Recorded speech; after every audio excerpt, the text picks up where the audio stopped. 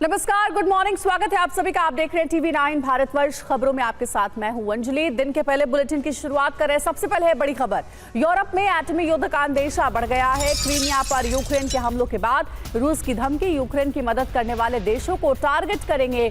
जरूरत पड़ने पर परमाणु विकल्प का भी इस्तेमाल। रूस ने कहा कुछ घंटे पहले क्रीमिया पर यूक्रेन ने हमला किया था।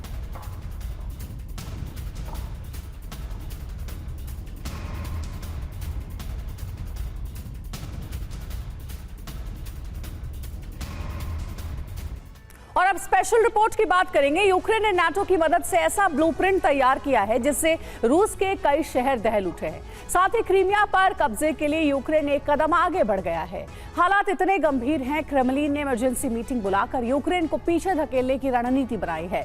इस बीच ऐलान कर दिया गया है कि अगर पश्चिमी देश यूक्रेन की मदद करते रहे तो रूस को परमाणु हमला करने पर मजबूर होना पड़ेगा, जिसकी शुरुआत यूक्रेन पर टैक्टिकल न्यूक्लियर हथियारों के इस्तेमाल से होगी, जिसके बाद नाटो देश निशाने पर होंगे। लेकिन तब तक यूक्रेन कहीं क्रीमिया को तबाह न कर दे, क्योंकि यूक्रेन को जल्द F-16 मिल जाएंगे। फिर बर्बादी का नया चैप्टर शुरू हो सकता है।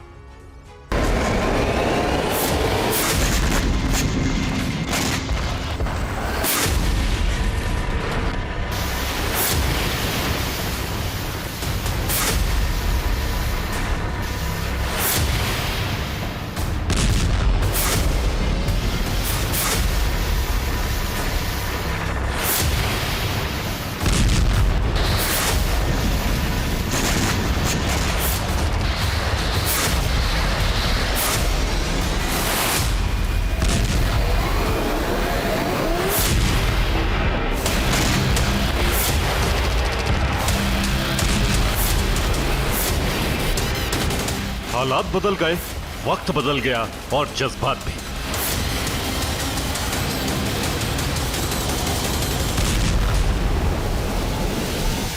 अब ज़ेलेंस्की का जोश हाई है और पुतिन बैकफुट पर है।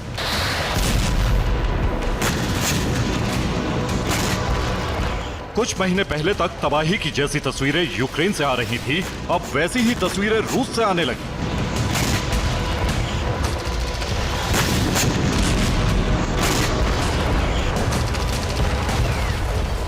इतने विनाशक हमले यूक्रेन की तरफ से किए जा रहे हैं जिससे क्रेमलिन में आपातकालीन मीटिंग बुलाई गई।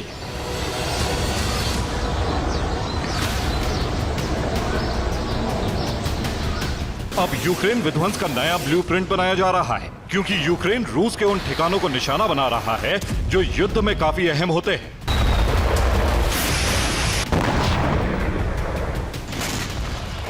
उन ठिकानों के नाम जान लीजिए: ऑयल रिफाइनरी, मिलिट्री बेस, हथियार गोदाम, fuel storage tank, power station, defence system, प्रशासनिक इमारतें, खुफिया विभाग के दफ्तर, war command centre, air base के हैंगर, नेवल बेस पर खड़े युद्धपोत।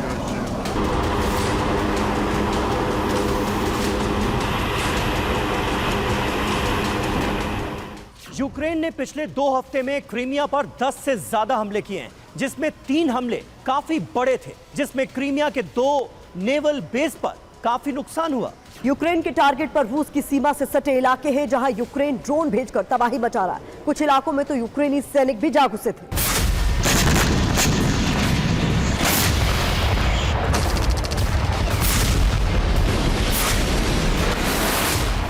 कुछ घंटे पहले रूस के कई शहरों पर हमले किए गए, जिसके बाद रूस तमतमा उठा, क्योंकि हमलों में आग लग गई, जिससे भारी नुकसान उठाना पड़ा।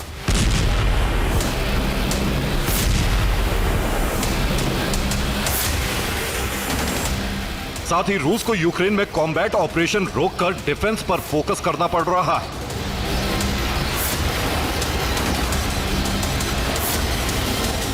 ये अजोब से आई तस्वीरें हैं, जहां यूक्रेन के ड्रोन अटैक के बाद आग लग गई। आग की कई फीट ऊंची लपटें उठने लगी।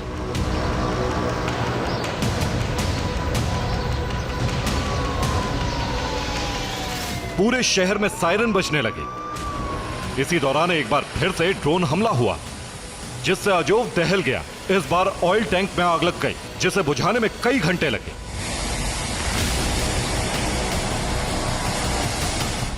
अजोव के अलावा रूस के दूसरे शहरों पर भी हमले हुए हैं। रात के वक्त रूस का बॉर्डर टाउन बेल्गोरोद भी दहल गया, जहां लगातार कामिकाजी ड्रोन से हमले हुए। कई ड्रोन रिहायशी इलाकों में भी गिरे।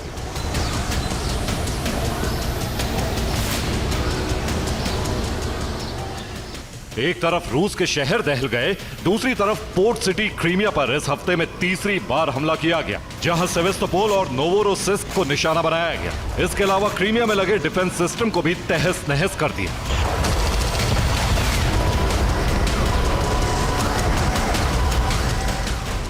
यूक्रेन ने क्रीमिया पर लगातार हमले करके पुतिन के गुस्से को बढ़ा दिया है। अब पुतिन के पलटवार पर निर्भर करता है कि यूक्रेन का क्या अंजाम होगा। यूक्रेन हाईटेक हथियार मिलने के बाद से ज्यादा हमलावर हो चुका है, इसलिए वो सबसे पहले क्रीमिया पर कब्जा करना चाहता है। ज़ेलेंस्की का पूरा फोकस क्रीमिया पर है, लेकिन एक खास रणनीति के तहत हमले किए जा रहे हैं। पहले रूस के शहरों पर हमले किए जाते हैं, जिसमें fuel storage, oil tanker, industrial region, military base और दूसरे एनर्जी सेक्टर पर हमले किए जाते हैं, जिससे रूस उन्हें बचाने में लग जाए। इस बीच क्रीमिया पर हमले के लिए आसमान से फाइटर जेट मिसाइल बरसाते हैं और समंदर से सी बेबी ड्रोन के जरिए हमला किया जाता है। ऐसे में रूस के सामने संकट खड़ा हो जाता है कि एनर्जी सेक्टर को बचाए या फिर क्रीमिया को।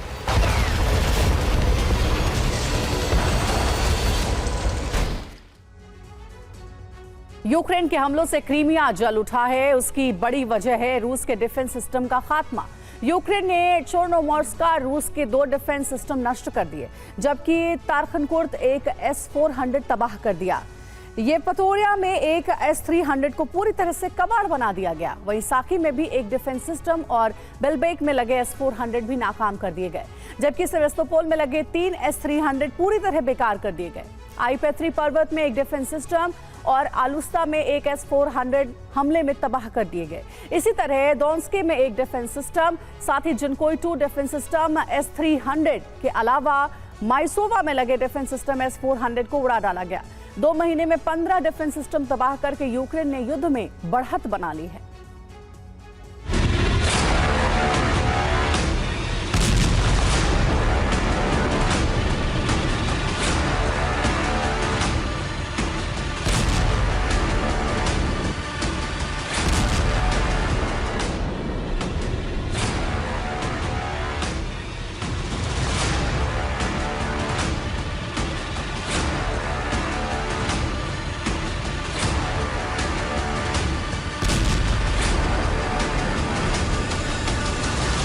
क्रीमिया में 15 एयर डिफेंस सिस्टम के अलावा यूक्रेन ने रूस के 17 से ज्यादा फाइटर जेट भी तबाह कर दिए।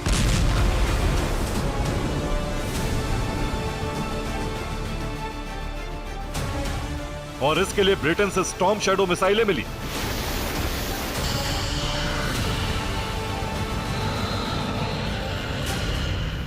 जबकि जिन ड्रोन से रूस को दहलाया जा रहा है वो अमेरिका से मिले।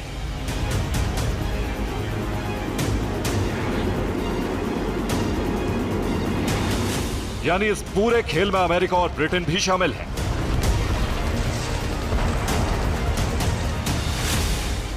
जबकि यूक्रेन ने यह भी कहा है कि F-16 की पहली खेप मिलेगी तो वो नाटो बेस पर तैनात होगी। इसका सीधा मतलब है पश्चिमी देश अब यूक्रेन को मोहरा बनाकर रूस की तबाही का सपना देखने लगे हैं।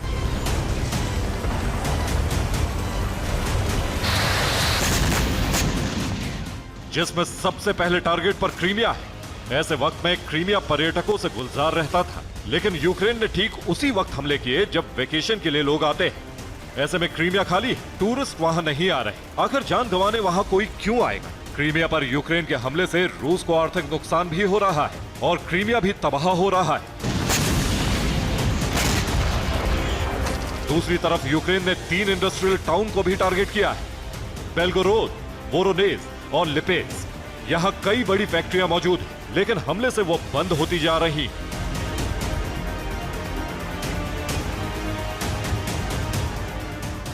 अब यूक्रेन रूस को न सिर्फ तबाह कर रहा है बल्कि उसकी इकोनॉमी में भी डेंट लगा रहा है। ये नया ब्लूप्रिंट पेंटागन ने बनाया है, लेकिन यूक्रेन को इस बात का भी खतरा है कि कहीं रूस न्यूक्लियर हमला न कर दे।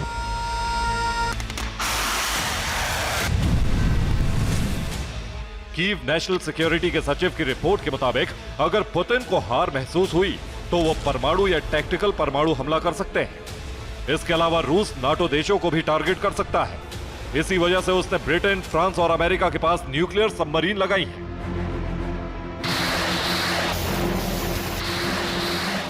और एटमी ड्रिल कर रहा है।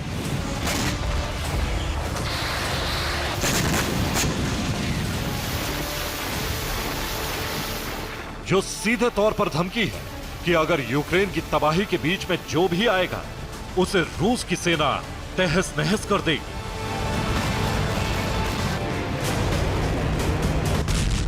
Bureau report, TV9 Bharatvarsh.